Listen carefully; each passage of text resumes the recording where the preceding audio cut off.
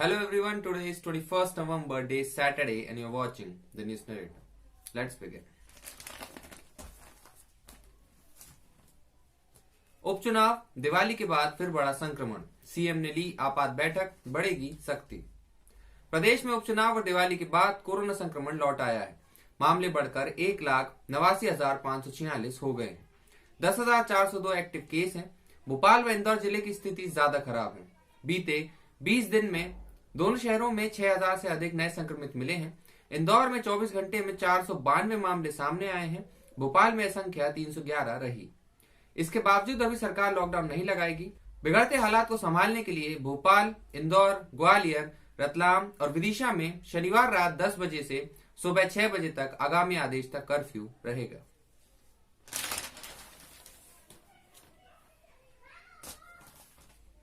आवास दिवस 2022 तक देश में बनेंगे 2.95 करोड़ मकान, 1.20 करोड़ का निर्माण हुआ पूरा। केंद्रीय ग्रामीण विकास पंचायती राज मंत्री नरेंद्र सिंह तोमर ने आवास दिवस पर मौके पर शुक्रवार को मध्य प्रदेश के पंचायत एवं ग्रामीण विकास मंत्री सहित अन्य राज्यों के मंत्री से चर्चा की है। इस अवसर पर उन्होंने कहा कि प्रधानमंत्री नरेंद्र मोदी ने 2022 तक हर गरीब को स्वयं का आवास दिलाने का लक्ष्य रखा है। उन्होंने उम्मीद जताई कि हम देश में 2 करोड़ 95 लाख आवास निर्माण का लक्ष्य पूरा करेंगे। अभी तक 1 करोड़ 20 लाख आवासों का निर्माण पूरा हो चुका है।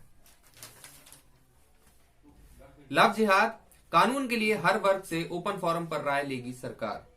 लव जिहाद पर शिवराज सरकार ने कानून लाने का ऐलान किया है, लेकिन लागू करने से लेकर क्रियान्वयन तक की राह आसान नहीं है। अब सरकार ओपन फोरम पर विचार विमर्श करेगी।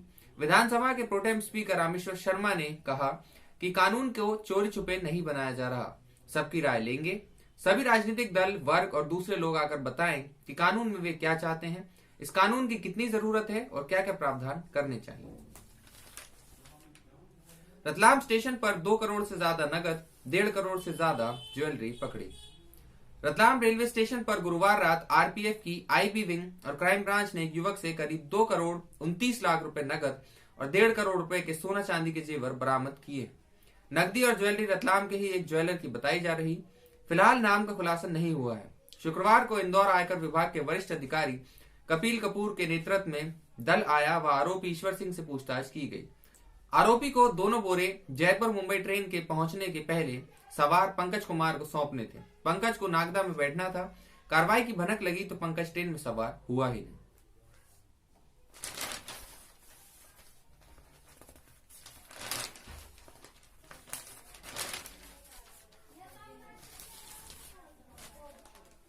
शहर के अधिकतम तापमान में 5.5 डिग्री की गिरावट।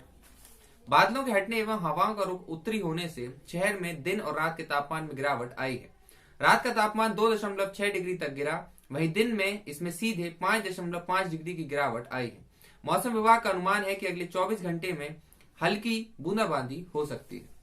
न्यूनतम तापमान गुरुवार के मुकाबले 2.6 डिग्री गिरकर 16.8 डिग्री दर्ज किया गया है। अधिकतम तापमान में गुरुवार के मुकाबले सीधे 5.5 डिग्री की गिरावट आई और 25.8 डिग्री तक पहुंच गया। घरेलू हिंसा में राजस्थान अव्वल, 38 मामले रोज। घरेलू हिंसा के मामलों में राजस्थान अव्वल है। हर दिन 38 महिलाएं इसका शिकार होती हैं। कानून में भले ही कई अधिकार महिलाओं को मिले हैं, लेकिन लोगों की सोच में कोई बदलाव नहीं आ रहा।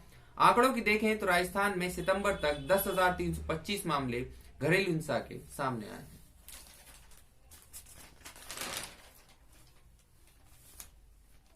टेस्ट चैंपियनशिप नियमों में फेरबदल, भारत ने गंवाया शीर्ष स्थान।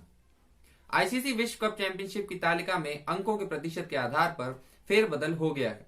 भारत ने अपना शीर्ष स्थान गंवा दिया है। भारतीय टीम के हालांकि सबसे ज्यादा 360 अंक हैं, लेकिन प्रतिशत के मामले में टीम इंडिया दूसरे स्थान पर खिसक गई है, जबकि ऑस्ट्रेलिया ने पहला स्थान हासिल कर लिया।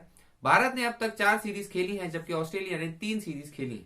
ऑस्ट्रेलिया 82.2% के साथ शीर्ष पर पहुंच गया है। भारत का प्रतिशत 75 है। एटीपी फाइनल्स, सित्सिपास को हरा नडाल सेमीफाइनल में। विश्व के दूसरे नंबर के खिलाड़ी स्पेन के राफेल नडाल ने गत चैंपियन यूनान के स्टेफानोस सित्सिपास को 3 सेट में 6-4, 4-6, 6-2 से हराकर सत्र के आखिरी tennis tournament ATP world tour finals के ग्रुप लंदन 2020 से सेमीफाइनल्स में जगह बना ली। सपरेटा व वनस्पति घी मिलाकर बना रहे थे मावा। उज्जैन में फैक्ट्री सील। मिलावटखोरों के खिलाफ शुक्रवार को प्रशासन ने बड़ी कार्रवाई की। संयुक्त टीम ने अष्टमूर्ति फूड पर छापा मारकर 600 किलो मावा सहित अन्य खाद्य सामग्री जब्त की है। जांच में पता चला कि मावा बनाने सपरेटा दूध, वनस्पति तेल, स्किम्ड मिल्क पाउडर और स्टार्च का उपयोग किया जा रहा था। टीम ने फैक्ट्री के साथ ही संचालक और उसके पार्टनर के घर भी छापा मारा है। यहां से मावा, वनस्पति तेल, दूध और स्टार्च मिला है। यह नमकीन बेसन की बजाय मैदा और मिलावटी सामान से बनाया जा रहा था। टीम ने सैंपल भोपाल स्थित लैब भेजे हैं। एसडीएम अंकिता जैन ने फैक्ट्री सील करवा दी। डिजिटल पेमेंट्स के दौर में भी नगद निकासी अधिक। डिजिटल ट्रांजैक्शन बढ़ने के बावजूद देश में एटीएम से कैश विड्रॉल एक रिकॉर्ड ऊंचाई पर पहुंच गया है। भारतीयों ने एक बार में लगभग 5,000 रुपए एटीएम से निकाले हैं। लेन देन का औसत टिकट आकार अगस्त में डेबिट कार्ड के प्रति एटीएम निकासी में 4,959 रुपए तक चला गया है। वहीं इस दौरान कैश सर्कुलेशन 26 लाख करोड़ रुपए के रिकॉर्ड स्तर पर पहुंच गया, जो जीडीपी का 12% थी। कच्चे तेल में तेजी से बढ़े पेट्रोल व डीजल के दाम। अंतर्राष्ट्रीय बाजार में कच्चे तेल के दाम में विगत 2 सप्ताह से आई तेजी के चलते तेल विपणन कंपनियों ने शुक्रवार को पेट्रोल और डीजल के दाम में बढ़ोतरी की है। देश की राजधानी दिल्ली में पेट्रोल 17 पैसे प्रति लीटर महंगा हो गया, जबकि डीजल के दाम 22 पैसे प्रति लीटर इजाफा हुआ है। बांग्लादेश से तेल का आयात बढ़ेगा। भारत दुनिया के प्रमुख चावल उत्पादक में शुमार है, लेकिन देश में बांग्लादेश से चावल के चोकर से तेल यानी कि ब्राउन राइस ऑयल का आयात होता है। बांग्लादेश चावल के चोकर से तेल का उत्पादन मुख्य रूप से भारत के लिए ही करता है, क्योंकि वहां सरसों तेल की खपत ज्यादा है। चालू वित्त वर्ष 2020 व 21 में बांग्लादेश से ब्राउन राइस ऑयल का आयात करीब 1 लाख टन हो सकता है, जो कि पिछले साल के मुकाबले 2 गुना होगा।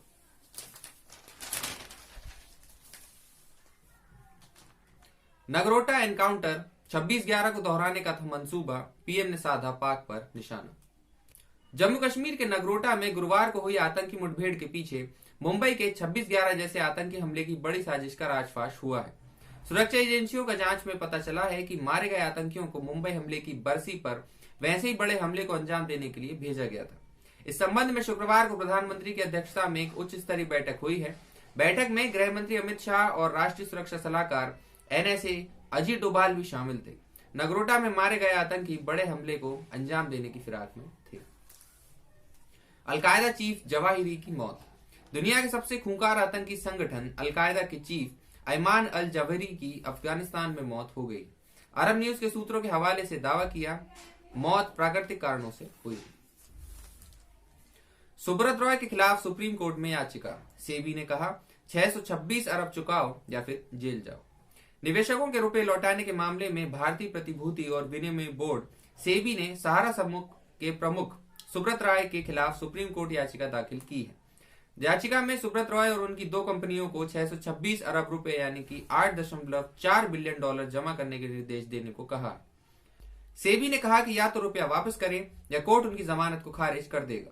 सेबी ने कहा कि सहारा द्वारा 8 साल तक अनुपालन न करने से नियामक को असुविधा का सामना करना पड़ा है।